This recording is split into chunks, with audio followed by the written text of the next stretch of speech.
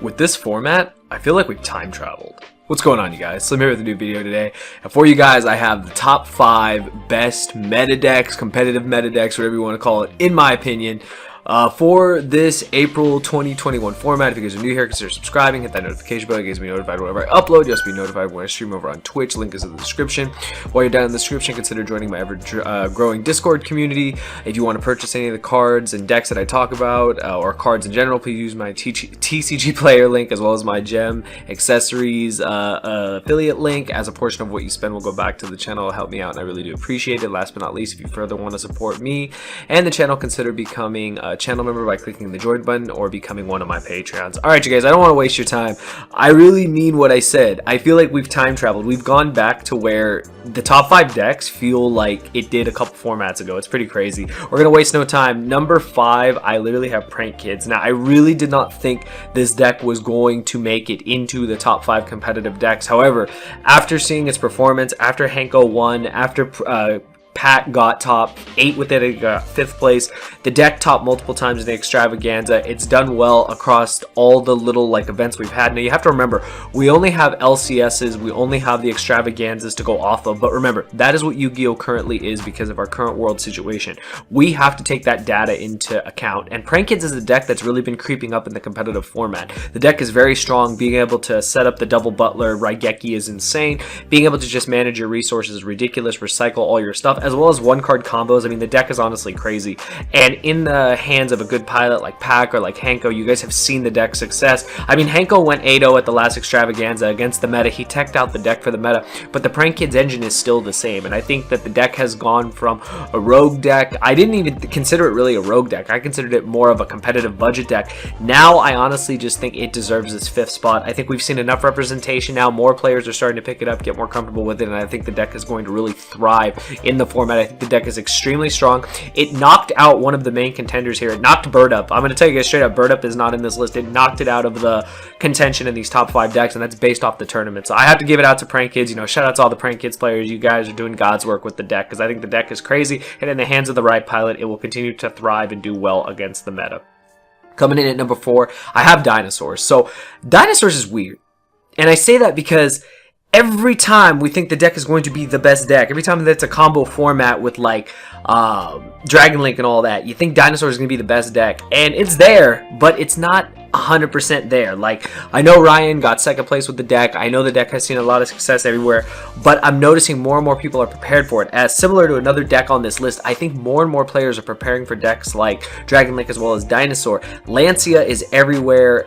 Ash automatically stops miscellaneous Ceratosaurs. Like, you guys already know this stuff. Most players are prepared for this matchup, and that's why I have this deck at number 4. I don't see the representation being insane. I really thought more Dino players were going to come back as soon as people realized that Dragon Link was back in the format, because Dinosaurs just have a field day with that deck. Like, literally, they just bait the negates and literally just wipe the whole board with UTC, and miscellaneous Ceratosaurus says you can't do anything, so it's pretty crazy. But I think this deck is definitely in the top 5. I think the deck is very strong. It's very good at going first, extremely good going second. Like, the deck is crazy going second. It can play so many good going second cards, and I think that the deck, just once it gets more representation, I mean, it's really going to just start stomping through the format, because I think the deck, like, literally it lost nothing. Like, it lost nothing, and it's just going to get better over time. If they don't hit Misk, if they don't hit Fossil Dig, they don't hit Overwrap, they don't hit any of this stuff, the deck is going to really continue to perform. And again, hands of the right pilot, it's going to do wonders. Dinosaurs is like, to most players, is easier to use in Prank Kids, but I think the deck is still very strong in the hands of the right pilot. So I had to put Dinosaurs on here. You guys can't deny it, whether you faced them or not. I've only faced one. Like, I have been playing the Remote Duel locals, so this is based off my experience. I played against more Prank Kids than I have Dinos, but I did play against one Dino so far in the several locals I've entered. But I definitely expect more Dino players to be coming out of the woodwork, because I think the deck's really well positioned this format. Like, the deck's really strong. It lost nothing. It's just good against the format, so why would you not play it? So I gotta have Dinos there at number 4. Coming in at number 3, you already know, Normal Summon Myself deck. Okay, but for the record, I'm talking about all the decks that play Alistair, and the main one I want to highlight is Shaddoll Invoked, because I personally play Invoke Dogmatica. Everyone knows this. I haven't really committed to playing the Shaddoll cards as much. I do have a build that I have been working with. People have been asking me why I haven't been playing it on stream. I need to get more comfortable with it. Like, I'm gonna be honest with you guys, I don't want to mess up with the deck. I know Invoke Dogmatica like the back of my hand, but Invoke Shaddoll's Dogmatica, like, I need to practice with it more, so that's just something I need to get better with as a player.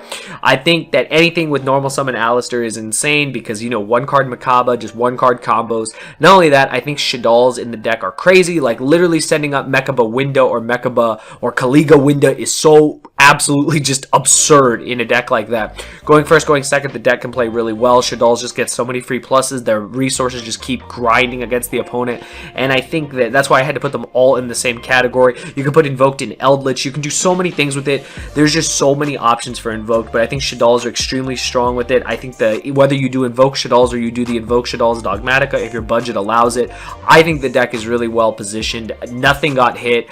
Everyone just ashes inappropriately. I think the deck can just play through so many things, and if you're playing the Invoke Shaddol deck, you can play Super Poly, which is literally game. Like, that card is crazy. Can't respond, meltdowns up in the mirror, none of the Shaddol effects go off for the opponent with meltdowns up. Like, that's, I mean, it's mind-blowing how powerful Shaddolls have become, you know, post-ban list, and even though nothing got hit, I think the deck is going to continue to do well, and anything, of course, that normal summons Alistair, you already know your boy's a fan, so I have to put it there, and to me, I think it sees more representation than Dinos and Prank Kids, and I think we're going to continue to see that, because honestly, you guys know, when I need a deck to play, when I haven't tested for anything, I just normal summon myself, because honestly, it's the easiest deck to learn, and that's why the Shaddol deck takes a little more, you know, you got to work a little harder with that deck, but if you're just playing normal summon Alistair with Dogmatica cards, it doesn't get easier than that. So I really think Invoke decks, or anything with Shaddolls and Invoked, anything with Alistair is going to do well this format. So of course that's number 3. So number 2, a lot of people would put Dragon Link. I actually put Eldritch, and here's why. While I know that Eldritch is insane. Now, I'm going to tell you guys straight up, there are so many things you can do with Eldritch similar to Invoked. I honestly think more players are splashing Eldritch in their decks than Invoked. I mean, it could be wrong, but maybe it's 50-50. Eldritch is crazy. Eldritch Zodiac is nuts. Pure Eldritch is nuts. There are so many things you can do with Eldritch, and the engine just recycles and literally just keeps going and going and going. Golden Lord is a hell of a card. The ability to, you know, send itself with a card to, you know, get rid of a card. Its ability to come back. 3,500, can't destroy it. Like, it's crazy. Haquero, Conquistador are just insane. Sanguine to get your plays going. Curse Eldritch to just search your cards. This engine is absolutely ridiculous. I think all the variants of Eldritch are very strong. We've seen the success of Zodiac Eldritch. We've seen the Invoked Eldritch deck that Ian Meltzer played. He brought it to another top 4 finish of the Extravaganza. I think we're going to see more and more players trying to pilot versions of Eldritch. Now, again, I don't know which one they're going to go with. I personally say that Zodiac Eldritch probably is the strongest variant of Eldritch right now, just because of how well the deck synergizes, the engine synergize with each other. Zeus is a hell of a card, and Eldritch just finishes the job. So I think we're going to see a lot more players playing Eldritch. I think that the deck is just so good. It's very good at what it does. It can overwhelm the opponent. It can literally just, you know, all you have to do is play with the Eldritch cards and you can win. If you don't see your other engine, sometimes you can just win with the Eldritch cards by themselves, and that's crazy in my opinion. So I have to put respect on all the Eldritch players out there. I became one myself. Engine is insane. I'm so happy I finally picked that stuff up a couple months ago, because honestly I was missing out,